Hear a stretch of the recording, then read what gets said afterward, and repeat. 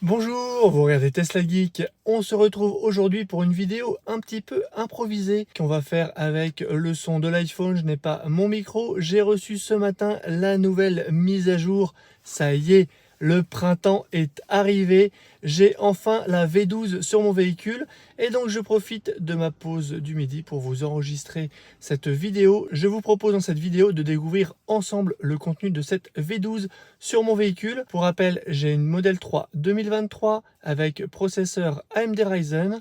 Je n'ai pas de capteur de stationnement. On verra si ces différentes spécifications interviennent dans les fonctionnalités qui seront actives ou pas dans mon véhicule. Pour ce qui est de l'AMD Ryzen, c'est certain, on va en reparler juste après. Mais je vais vous montrer tout de suite l'une des fonctionnalités majeures les plus attendues, car peut-être aussi les plus impressionnantes, tout de suite à l'écran. Et oui, en mode stationnement, on a le droit à une nouvelle page d'accueil juste là, avec le véhicule en grand. On peut le faire bouger, regardez, tout simplement. On a la carte qui est là un petit peu en transparence. On a les boutons ici pour accéder directement à la musique. Et ici, la navigation, on peut mettre le trajet travail ou le trajet domicile d'un simple doigt. Et puis, on peut bien sûr ouvrir, déverrouiller. Et on a accès à quelques rappels ici tout en haut. Voilà ce que beaucoup attendaient. Malheureusement, toute cette visualisation-là est réservée aux voitures ayant le processeur AMD Ryzen. Si vous avez une Intel Atom, eh bien, vous n'aurez pas accès à ça. Allez, on découvre tout de suite toutes les fonctionnalités juste après le jingle.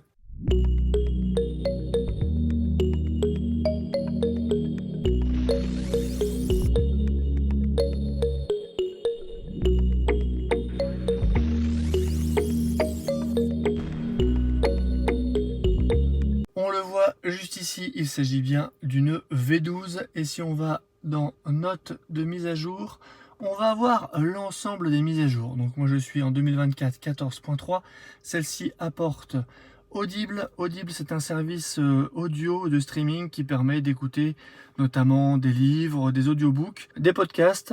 C'est gratuit, ça nécessite la connexion premium pour pouvoir avoir accès au contenu, mais je pense qu'on devrait quand même pouvoir y accéder avec le Wi-Fi. Sinon, on a toutes les autres mises à jour, toutes les autres nouveautés qui sont juste là. On va les parcourir ensemble. On a tout d'abord la mise à jour visuelle, comme je vous disais, donc une nouvelle interface avec des contrôles du véhicule en mode stationnement, avec des commandes de lecture agrandies et un accès rapide aux morceaux, et une visualisation de conduite étendue pour l'autopilote. Donc ça, on verra ça ensemble quand on sera en mode conduite. Alors lui, il m'agace un peu parce qu'à chaque fois, il revient sur celle-là. Qu'est-ce qu'on a d'autre? On a vitesse de lecture et morceaux en attente pour Spotify. Vous pouvez désormais synchroniser la liste de vos morceaux en attente sur Spotify entre différents véhicules et appareils. Et également régler la vitesse de lecture. Ça, pour ceux qui utilisent beaucoup Spotify, qui passent d'un device à l'autre, je pense que ça pourrait être utile. Signal sonore des radars. Alors ça va plaire à certains parce que dans la mise à jour précédente, Tesla avait ajouté la fonctionnalité de signalisation des radars. Donc on a des zones de danger qui sont affichées à l'écran, mais pour s'en rendre compte, il fallait regarder l'écran. Là, grâce à ça, on va pouvoir entendre un signal sonore lorsqu'on se rapproche d'un radar. Pour cela, je pense qu'il va falloir activer le signal sonore pour radar dans la navigation. On va aller voir ça après. Cette fonctionnalité nécessite par contre d'avoir la connexion premium. Si vous n'avez pas de connexion premium, vous n'aurez pas la signalisation des radars sur la carte, ni le bip sonore. Toujours au niveau de la navigation GPS, on a ici zone de vitesse moyenne. Ça va être quand on est dans des zones de contrôle de vitesse, vitesse moyenne. Vous savez, une entrée et une sortie, il ne faut pas rouler par exemple à plus de 110. Eh bien, on aura ici calculé et affiché en temps réel la vitesse moyenne de notre trajet. Ça va être plutôt pratique. Ici aussi, notre nouveauté, la barre de progression pour l'itinéraire. Donc ça, ce qu'on nous dit, c'est qu'on a une barre depuis le point de départ jusqu'au point d'arrivée, l'endroit où on se situe, et après il y aura des zones de couleur certainement pour dire le trafic et peut-être des événements. Donc ça va être intéressant de regarder comment ça se passe. Donc vous verrez désormais sous la liste des instructions de navigation la barre de progression qui évolue pendant que vous vous rapprochez de votre destination ou du prochain arrêt. La barre de progression reflète également les conditions de circulation sur votre itinéraire si l'option navigation connectée est activée. Pour que le trafic et les conditions routières en temps réel s'affichent sur vos itinéraires, le paramètre navigation connectée doit être activé et on a besoin de la connectivité premium. Ensuite, qu'est-ce qu'on a? Disponibilité d'un meilleur itinéraire. La navigation affiche désormais l'existence d'un itinéraire plus rapide dans la partie supérieure des instructions. Donc là, il s'agit plutôt d'une refonte de la partie meilleur itinéraire. Vous savez, si jamais les conditions de circulation changent et que la voiture détecte un itinéraire plus rapide, on peut mettre une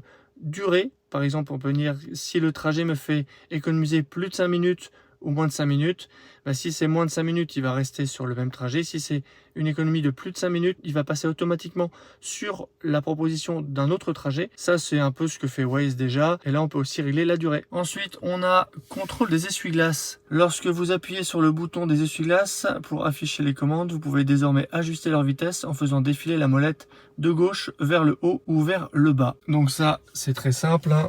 C'est quand on met les essuie-glaces, vous voyez ici avec la molette, vers le haut, vers le bas, je peux régler ici vers le haut, vers le bas, ou mettre arrêt. Moi je me mets en auto. Avant on pouvait le faire aussi, mais c'était sur le côté comme ça. Et là apparemment ce n'est plus le cas. Amélioration de la sécurité, bon là c'est pas très loquace, on sait pas exactement ce qui a été fait.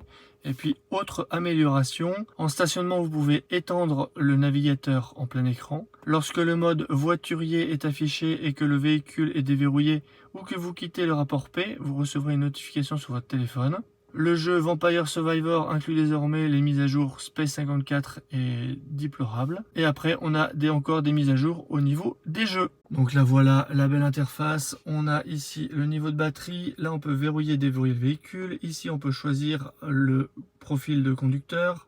Là, on a le réglage sentinelle, le Wi-Fi, le mode SOS.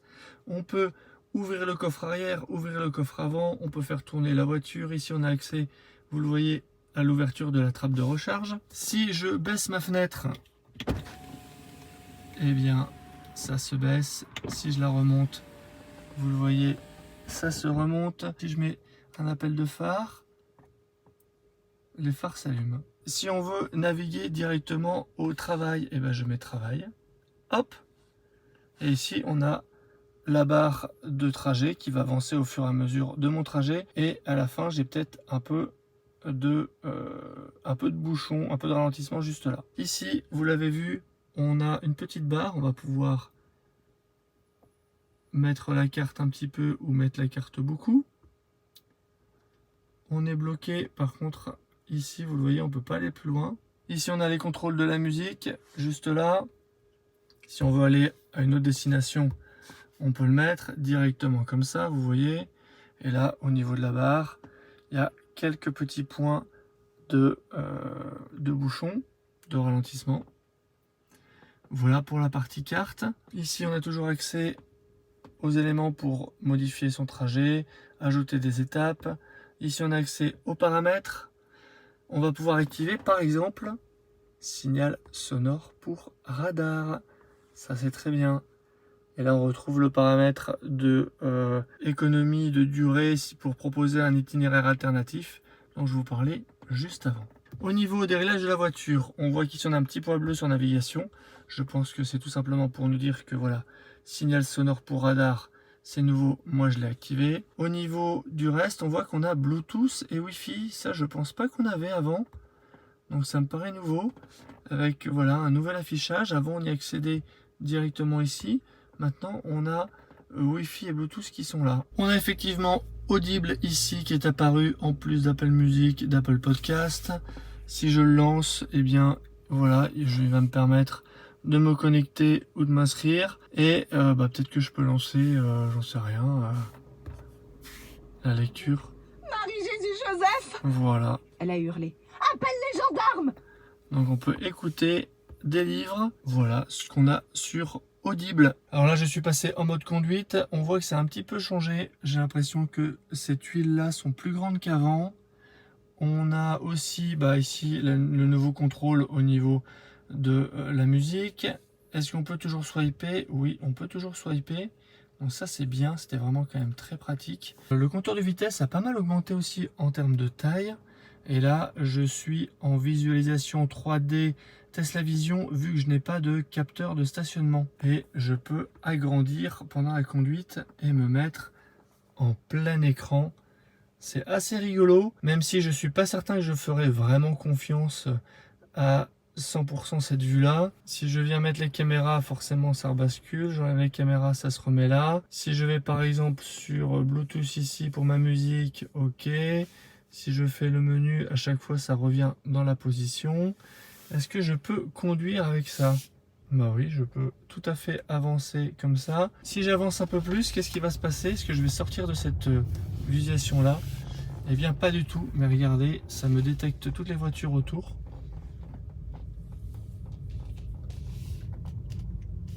C'est assez intéressant, même si, bon, c'est la visualisation du FSD. Hein. Je vais me garer juste à côté. Hop. Je recule, ça m'a mis la caméra de recul.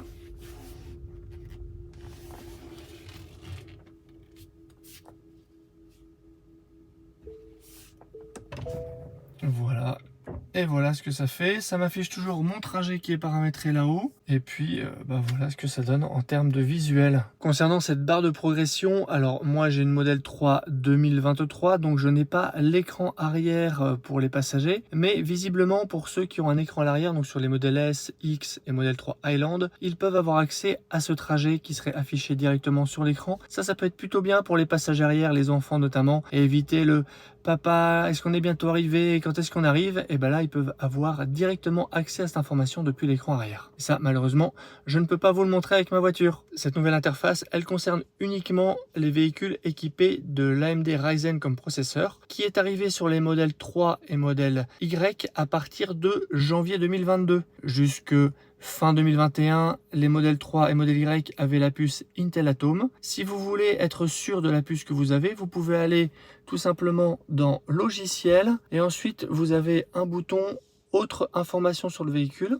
Et là, dans autre information dans le véhicule, vous voyez processeur infodivertissement. Moi, j'ai AMD Ryzen. Si vous avez Intel Atom, c'est que vous avez Intel Atom. C'est, je pense, l'une des premières fois qu'on a une fonctionnalité qui n'est accessible que sur les AMD Ryzen et qui est absente des Intel Atom. Je n'ai rien d'autre qui me vient en tête. On avait eu par le passé certaines limitations entre les premières modèles 3 qui étaient en hardware 2.5 et les modèles 3 d'après qui étaient en hardware 3. Mais au niveau du processeur Intel et tout ça, je ne crois pas qu'on en avait ça avant. On a donc un gros progrès au niveau de l'interface. On a enfin les bips pour nous signaler les radars. Encore faut-il que la voiture ait bien connaissance de tous les radars sur la route, sans en oublier. Moi j'ai pu constater que les nouveaux radars en France à côté de chez moi n'y sont pas encore. En Belgique c'était plutôt bien, mais à des moments ils m'ont signalé que je n'ai pas vu, et je crois qu'il y a aussi qu'à un moment il y en avait un qui n'était pas dedans. Donc voilà, il faut encore se méfier, c'est pas encore aussi précis qu'un Waze où là en plus de la position connue dans le GPS, on a aussi les utilisateurs qui peuvent déclarer la position des radars. Là, sur l'OS Tesla, on n'a pas déclaration de radar par les usagers. C'était quand même une bonne mise à jour. Elle remet un coup de frais en termes visuels à nos Tesla. Ça permet aussi de les faire durer dans le temps. Je trouve ça super que ce type de fonctionnalité arrive et soit propagé sur quasiment l'ensemble de la flotte. Alors peut-être que les plus vieilles modèles S et X n'en profitent pas, mais en tout cas toutes les modèles 3 et Y vont en profiter, au moins en partie, parce que l'interface graphique, je vous l'ai dit, si vous avez d'Intel, vous ne l'avez pas, mais ça remet quand même un bon coup de jeune à tous nos Tesla. Donc bravo à eux de proposer ce type de mise à jour assez régulière, c'est vraiment bien. Regardez-moi cette visualisation. Bon, me voilà arrêté au feu. Regardez ce qu'on a en termes de visualisation. Donc il a bien les feux, il a bien l'arrêt, il a bien détecté aussi le sas vélo juste là. On a ici les instructions de navigation. On a la limitation de vitesse qui est là. Et ici sur le côté, on a la partie puissance et régénération. Vous le voyez, donc si j'avance, la barre va augmenter. Et si je freine ou je ralentis, et là, j'ai une camionnette qui vient de passer. Voilà ce que ça donne. Si je mets le clignotant, j'ai mon rappel de clignotant qui est là. Ça, je peux le déplacer aussi. Il y a plusieurs positions. On peut le mettre là, on peut le mettre là. On peut le laisser là. Regardez la petite barre grise, j'accélère, elle hop. Et quand je décélère, on a du vert qui apparaît ici. Donc la barre maintenant est de haut en bas. Avant, elle était de droite à gauche. Voilà, pourquoi pas, hein, on va s'y habituer. Alors cette visualisation est très jolie, on a un grand écran, par contre c'est vrai qu'avoir la partie carte à l'extrême droite, c'est, je trouve, un peu moins pratique. On a heureusement les consignes qui sont juste là. Je pense que je repasserai en affichage standard. Je pense que je préfère quand même cet affichage là habituel avec la carte en grand pour naviguer, c'est quand même plus pratique. Et ici on a donc le trajet qui avance. Et je n'ai pas de ralentissement, si ce n'est au tout du bout j'ai un peu de rouge avant d'arriver au superchargeur. Là par exemple c'est un très bon exemple, il ne m'affiche pas de radar ici sur la carte et pourtant regardez, il y en a bien un juste là qu'on vient de passer. Donc il faut continuer à faire attention. Au niveau de la recharge aussi, il y a des changements. Regardez, on a le temps restant qui est là, la limite de recharge qui est là aussi. Tout a été réorganisé et on a un petit flux comme ça, vert du bas vers le haut, qui signifie certainement que la recharge est en cours. Bon, regardez un peu ce qu'on a tout autour. Plein de voitures qui passent. Elles sont toutes à l'écran. Je sais vraiment pas quoi penser de cette visualisation en 3D. Je trouve ça à la fois époustouflant que la voiture soit capable de reconnaître tout ça et de les modéliser.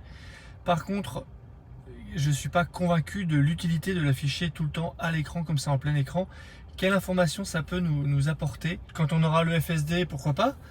Mais là, sans FSD, en conduite normale, moi je préfère avoir quand même la map en plein écran quoi. En fait si j'en vois un intérêt à nous proposer cet affichage façon FSD à l'écran, c'est celui justement de nous habituer au FSD, de nous montrer ce que la voiture est capable de voir. Imaginez que vous soyez dans un taxi autonome.